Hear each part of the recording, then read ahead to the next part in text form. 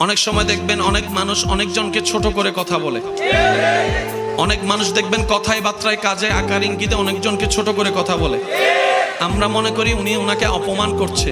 আমি শ্রদ্ধার সাথে একটা কথা বলি, মনে রাখবেন, সম্মান দেওয়ার জন্য তার কাছে আগে সম্মান থাকতে হয়।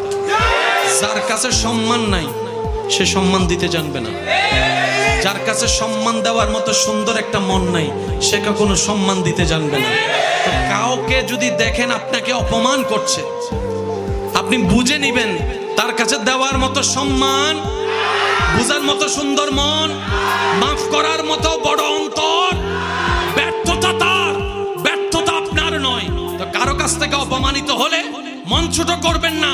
আমি অপমানিত হয়েছি, এই জায়গায় একটা টেকনিক অ্যাপ্লাই করবেন, সেটা হচ্ছে আপনি ধৈর্য ধরে ওনাকে মাফ করে দিবেন, আল্লাহর দিকে তাকাই ওনাকে মাফ করে দিবেন, দাবি মুক্ত করে দিবেন। আপনার রব এটা দেখে খুশি হয়ে আপনাকে আরো হাজার গুণের ইজ্জতের মালা পরিয়ে দিবে। ওয়াতু ইজ্জু মান তাশা। চিৎকার দিয়ে বলেন সুবহান।